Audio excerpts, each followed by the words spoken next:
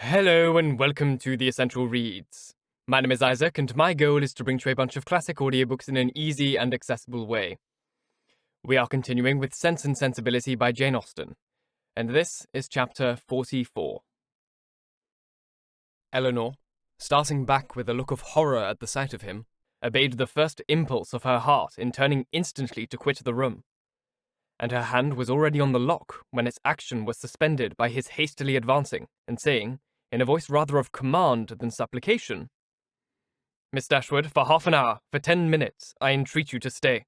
"No, sir," she replied with firmness, "I shall not stay. Your business is not with me.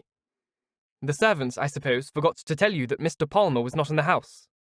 "Had they told me," he cried with vehemence, "that Mr. Palmer and all his relations were at the devil, it would not have turned me from the door. My business is with you, and only you." "With me?" in the utmost amazement.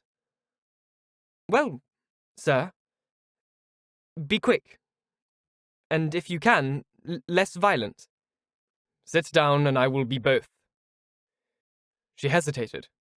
She knew not what to do. The possibility of Colonel Brandon's arriving and finding him there came across her. But she had promised to hear him, and her curiosity, no less than her honour, was engaged. After a moment's recollection, therefore, concluding that prudence required dispatch, and that her acquiesce would best promote it, she walked silently towards the table and sat down. He took the chair opposite, and for half a minute not a word was said by either. "Pray be quick, sir," said Elanor impatiently. "I have no time to spare."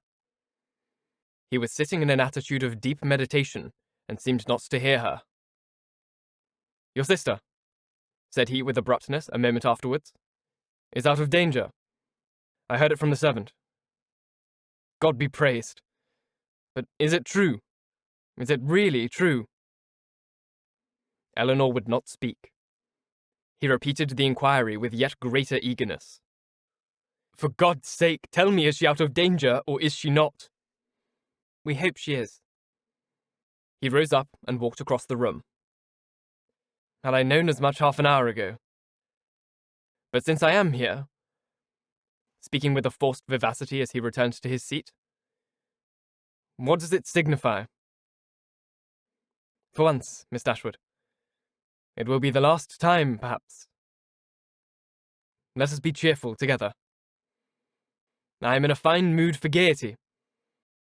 Tell me honestly," a deeper glow overspreading his cheeks, "do you think me most a knave or a fool?"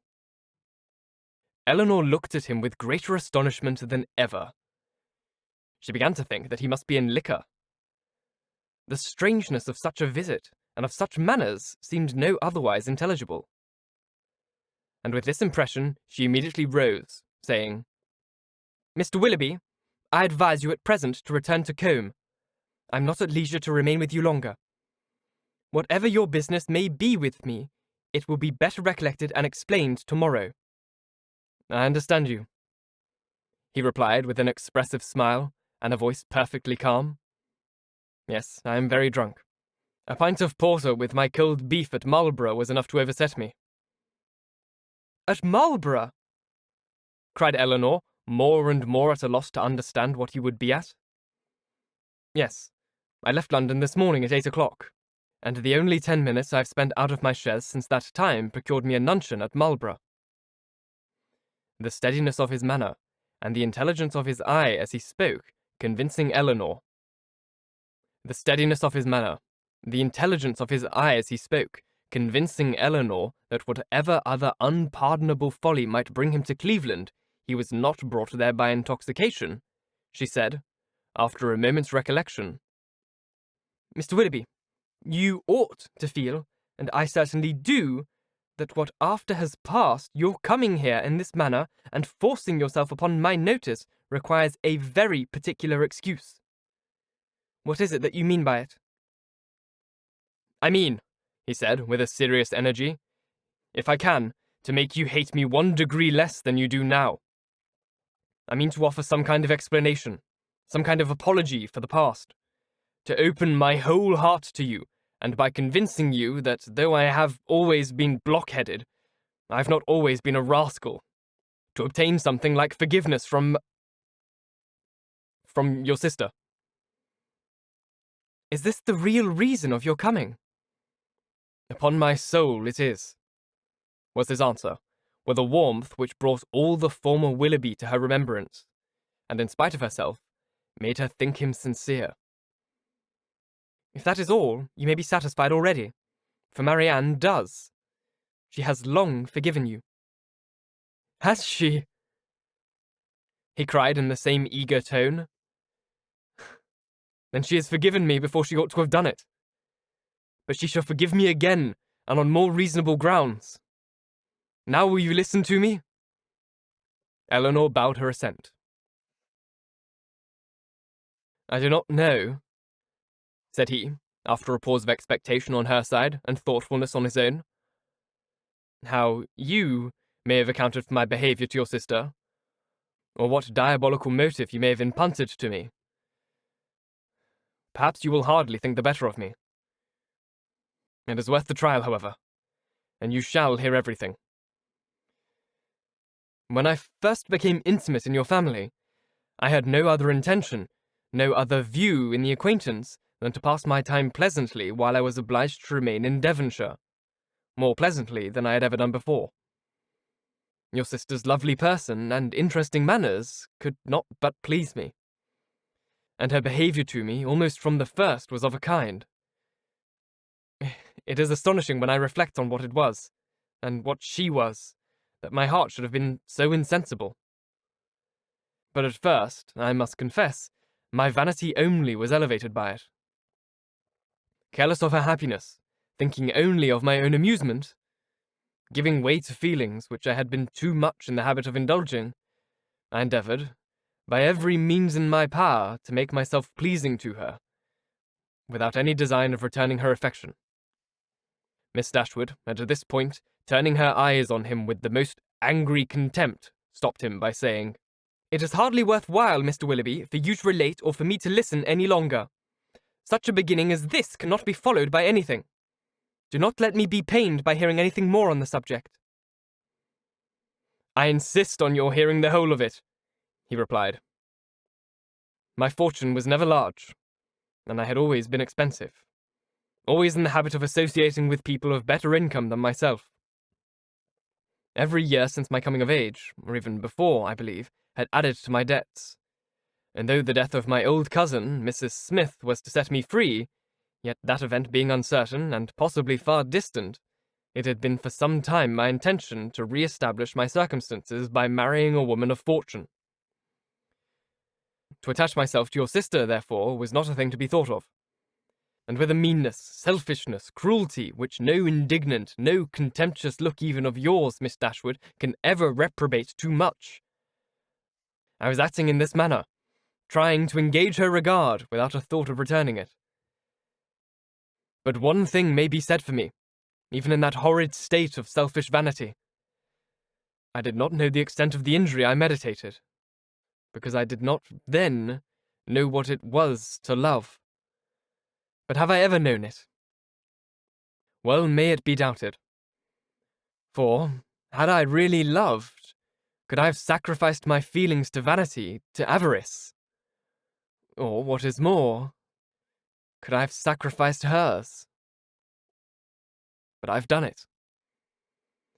To avoid a comparative poverty, which her affection and her society would have deprived of all its horrors, I have, by raising myself to affluence, lost everything that could make it a blessing. You did, then, said Elanor, a little softened, believe yourself at one time attached to her? To have resisted such attractions, to have withstood such tenderness. Is there a man on earth who could have done it? Yes, I found myself, by insensible degrees, sincerely fond of her. And the happiest hours of my life were what I spent with her, when I felt my intentions were strictly honourable, and my feelings blameless. Even then, however, when fully determined on paying my address to her, I allowed myself most improperly to put off from day to day the moment of doing it, from an unwillingness to enter into an engagement while my circumstances were so greatly embarrassed. Nor will I stop for you to expatiate on the absurdity, and the worse than absurdity, of scrupling to engage my faith where my honour was already bound. The event has proved that I was a cunning fool, providing with great circumspection for a possible opportunity of making myself contemptible and wretched forever. At last, however, my resolution was taken, and I had determined, as soon as I could engage her alone, to justify the attentions I had so invariably paid her, and openly assure her of an affection which I had already taken such pains to display. But in the interim of the very few hours that were to pass before I could have the opportunity of speaking with her in private, a circumstance occurred, an unlucky circumstance, to ruin all my resolution, and with it all my comfort. A discovery took place. Here he hesitated and looked down. Mrs. Smith had, somehow or other, been informed, I imagine by some distant relation, whose interest it was to deprive me of her favour, of an affair, a connection. But I need not explain myself further, he added, looking at her with a heightened colour and an inquiring eye. Your particular intimacy. You have probably heard the whole story long ago. I have, returned Elanor, colouring likewise and hardening her heart anew against any compassion for him. I have heard it all, and how you will explain away any part of your guilt in that dreadful business, I confess, is beyond my comprehension. Remember, cried Willoughby, from whom you received the account. Could it be an impartial one? I acknowledge that her situation and her character ought to have been respected by me. I do not mean to justify myself, but at the same time I cannot leave you to suppose that I have nothing to urge. That because she was injured, she was irreproachable, and because I was a libertine, she must be a saint. If the violence of her passions, the weakness of her understanding, I do not mean, however, to defend myself. Her affection for me deserved better treatment, and I often, with great self-reproach, recall the tenderness which, for a very short time, had the power of creating any return. I heartily wish it had never been, but I have injured more than herself, and I have injured one whose affection for me, may I say it, was scarcely less warm than hers, and whose mind, oh, how infinitely superior. Your indifference, however, towards that unfortunate girl, I must say it, unpleasant to me as the discussion of such a subject may well be, your indifference is no apology for your cruel neglect of her. Do not think yourself excused by any weakness, any natural defect of your understanding on her side in the wanton cruelty so evident on yours. You must have known that while you were enjoying yourself in Devonshire, pursuing fresh schemes, always gay, always happy, she was reduced to the extremest indigence. But upon my soul, I did not know it, he warmly replied. I did not recollect that I had omitted to give her my direction, and common sense might have told her how to find it out. Well, sir, and what said Mrs. Smith? She taxed me with the offence at once, and my confusion may be guessed. The purity of her life, the formality of her notions, her ignorance of the world, everything was against me. The matter itself I could not deny, and vain was every endeavour to soften it. She was previously disposed, I believe, to doubt the morality of my conduct in general, and was, moreover, discontented with the very little attention, the very little portion of my time that I had bestowed on her in my present visit. In short, it ended in a total breach. By one measure I might have saved myself. In the height of her morality, good woman, she offered to forgive the past if I would marry Eliza. That could not be. and I was formally dismissed from her favour and her house. The night following this affair, I was to go the next morning, was spent by me in deliberating on what my future conduct should be. The struggle was great, but it ended too soon. My affection for Marianne, my thorough conviction of her attachment to me, it was all insufficient to outweigh the dread of poverty, or get the better of those false ideas of the necessity of riches, which I was naturally inclined to feel, and expensive society had increased. I had reason to believe myself secure of my present wife, if I chose to address her, and I persuaded myself to think that nothing else than common prudence remained for me to do. A heavy scene, however, awaited me before I could leave Devonshire. I was engaged to dine with you on that very day. Some apology was therefore necessary for my breaking the engagement.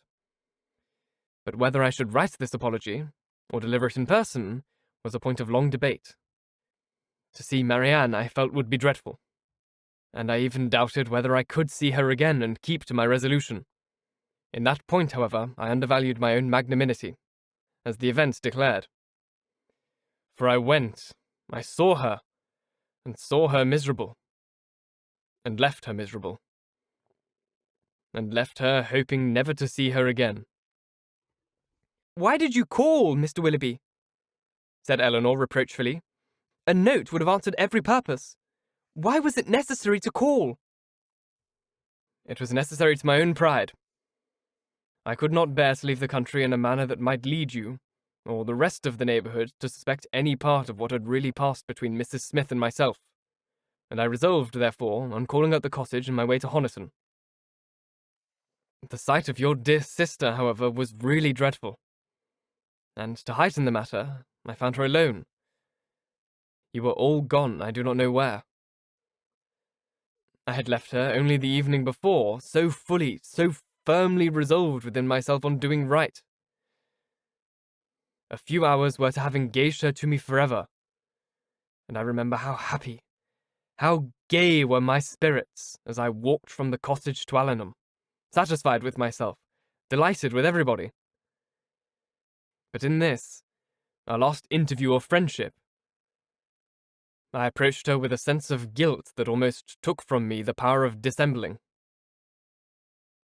Her sorrow, her disappointment, her deep regret when I told her that I was obliged to leave Devonshire so immediately, I shall never forget it. United, too, with such reliance, such confidence in me. Oh, God! What a hard-faced rascal I was! They were both silent for a few moments. Elanor spoke first.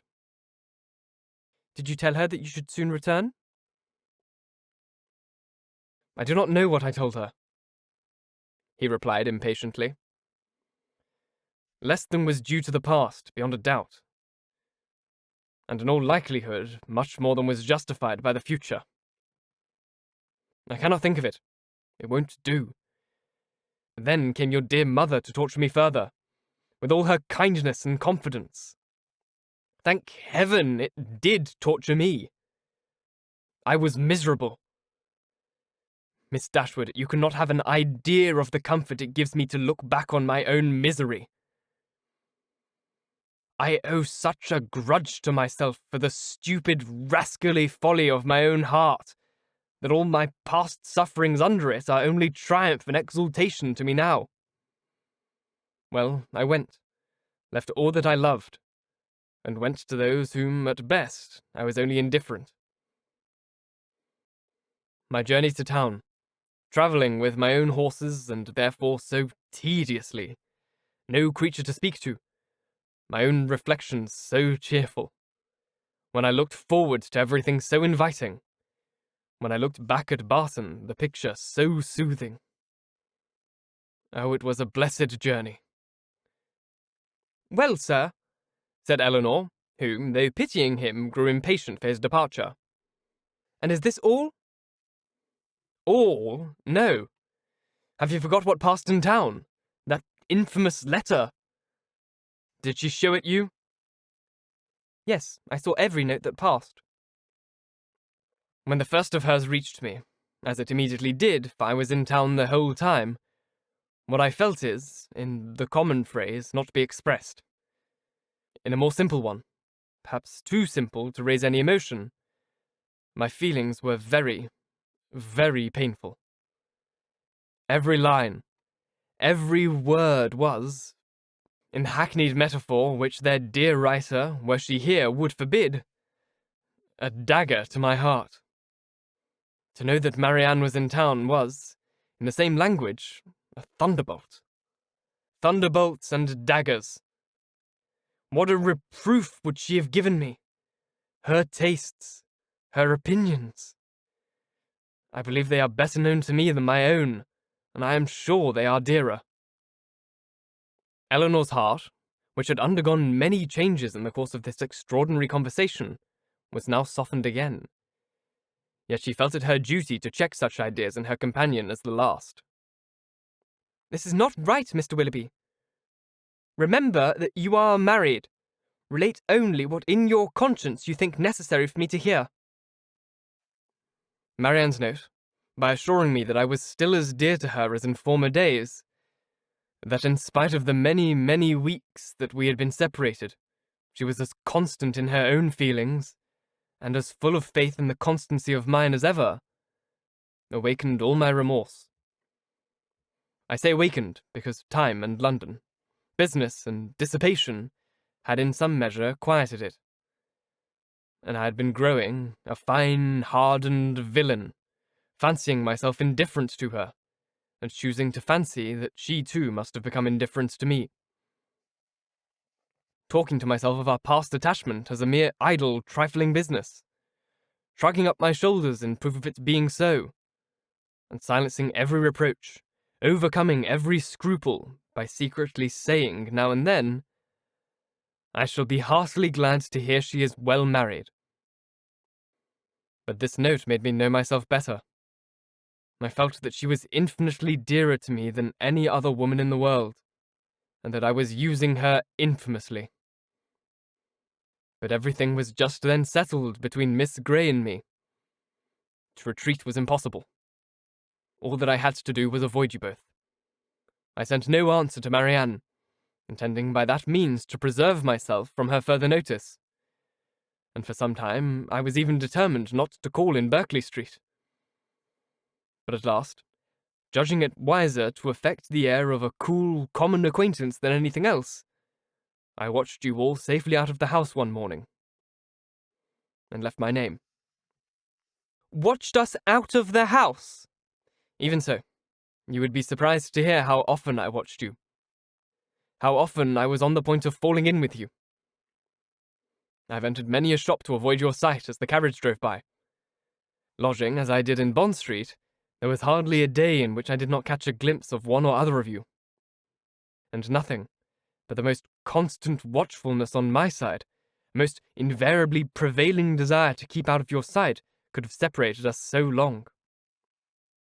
I avoided the Middletons as much as possible, as well as everybody else who was likely to prove an acquaintance in common. Not aware of their being in town, however, I blundered on Sir John, I believe, the first day of his coming, and the day after I had called at Mrs. Jennings. He asked me to a party, a dance at his house, in the evening. Had he not told me as an inducement that you and your sister were to be there, I should have felt it too certain a thing to trust myself near him. The next morning brought another short note from Marianne. Still affectionate, open, artless, confiding. Everything that could make my conduct most hateful. I could not answer it. I tried, but could not frame a sentence. But I thought of her, I believe, every moment of the day. If you can pity me, Miss Dashwood, pity my situation as it was then. With my head and heart full of your sister, I was forced to play the happy lover to another woman. Those 3 or 4 weeks were worse than all. Well, at last, as I need not tell you, you were forced on me. And what a sweet figure I cut. What an evening of agony it was. Marianne, beautiful as an angel on one side, calling me Willoughby in such a tone. Oh, God! Holding out her hand to me, asking me for an explanation with those bewitching eyes fixed in such speaking solicitude on my face. And Sophia, jealous as the devil on the other hand, looking all that was. Well, it does not signify. It is over now. Such an evening. I ran away from you all as soon as I could, but not before I had seen Marianne's sweet face as white as death. That was the last look I ever had of her. The last manner in which she appeared to me. It was a horrid sight. Yet, when I thought of her today as really dying, it was a kind of comfort to me to imagine that I knew exactly how she would appear to those who saw her last in this world. She was before me, constantly before me as I travelled, in the same look and hue. A short pause of mutual thoughtfulness succeeded. Willoughby, first rousing himself, broke it thus. Well, let me make my haste and be gone. Your sister is certainly better? Certainly out of danger? We are assured of it. Your poor mother, too, doting on Marianne. But the letter, Mr. Willoughby, your own letter. Have you anything to say about that? Oh, yes. That, in particular. Your sister wrote me again, you know, the very next morning. You saw what she said. I was breakfasting at the Ellisons, and her letter, with some others, was brought to me there from my lodgings. It happened to catch Sophia's eye before it caught mine. And its size, the elegance of the paper, the handwriting altogether immediately gave her a suspicion. Some vague report had reached her before of my attachment to some young lady in Devonshire, and what had passed within her observation the preceding evening had marked who the young lady was, and made her more jealous than ever. Affecting that air of playfulness, therefore, which is delightful in a woman one loves, she opened the letter directly, and read its contents. She was well paid for her imprudence. She read what made her wretched. Her wretchedness I have borne, but her passion, her malice, at all events it must be appeased. And, in short, what did you think of my wife's letter-writing? Delicate? Tender? Truly feminine, was it not? Your wife? The letter was in your own handwriting. Yes, but I had only the credit of servilely copying such sentences as I was ashamed to put my name to. The original was all her own. Her own happy thoughts and gentle direction. But what could I do? We were engaged. Everything in preparation, the day almost fixed. But I'm still talking like a fool. Preparation! Day! In honest words, her money was necessary to me. And in a situation like mine, anything was to be done to prevent a rupture. And after all, what did it signify to my character, in the opinion of Marianne and her friends, in what language my answer was couched? It must have been only to one end. My business was to declare myself a scoundrel. And whether I did it with a blow or a bluster was of little importance. I am ruined forever in their opinion, I said to myself. I am shut out forever from their society. They already think I am an unprincipled fellow. This letter will only make them think me a blackguard one.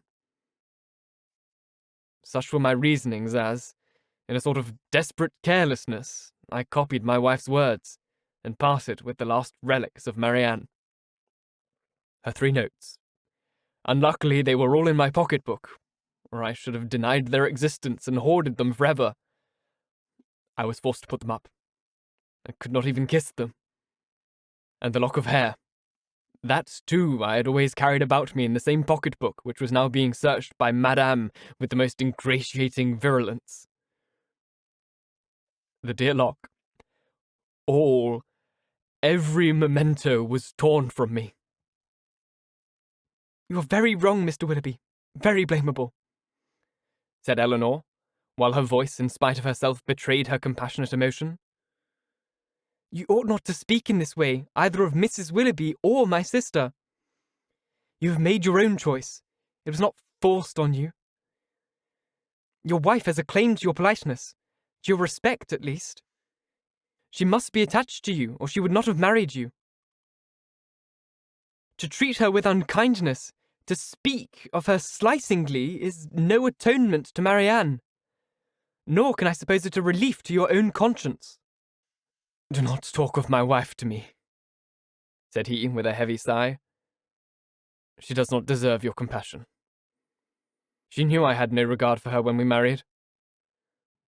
Well, married we were, and came down to Combe Magna to be happy, and afterwards returned to town to be gay. And do you pity me, Miss Dashwood? Or have I said all this to no purpose? Am I, be it only 1 degree, am I less guilty in your opinion than I was before? My intentions were not always wrong. Have I explained away any part of my guilt? Yes. You've certainly removed something. A little. You have proved yourself, on the whole, less faulty than I had believed you. You've proved your heart less wicked. Much less wicked. But I hardly know the misery you have inflicted. I hardly know what could have made it worse.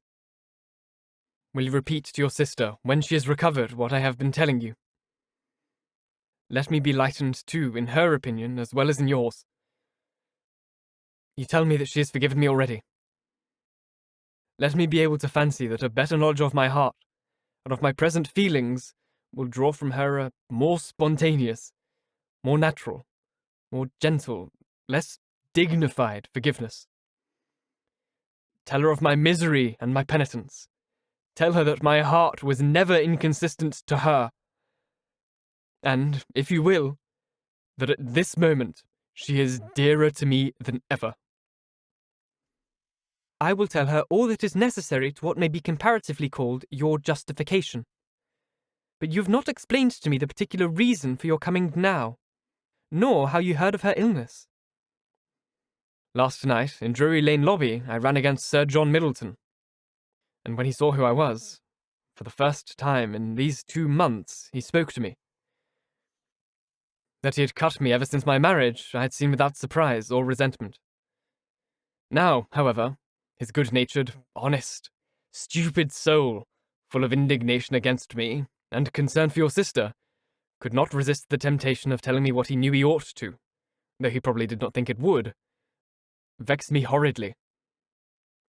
As bluntly as he could speak it, therefore, he told me that Marianne Dashwood was dying of a putrid fever at Cleveland. A letter that morning from Mrs. Jennings declared her danger most imminent.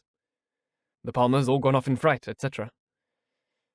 I was too much shocked to be able to pass myself off as insensible to the undiscerning Sir John. His heart was softened in seeing mine suffer, and so much of his ill will was done away, that when we parted he almost shook me by the hand while he reminded me of an old promise about a pointer puppy. What I felt on hearing your sister was dying, and dying too, believing me the greatest villain upon earth, scorning, hating me in her latest moments. For how could I tell what horrid projects might not have been imputed? One person I was sure would represent me as capable of anything. What I felt was dreadful. My resolution was soon made, and at 8 o'clock this morning, I was in my carriage. Now you know all. Elanor made no answer.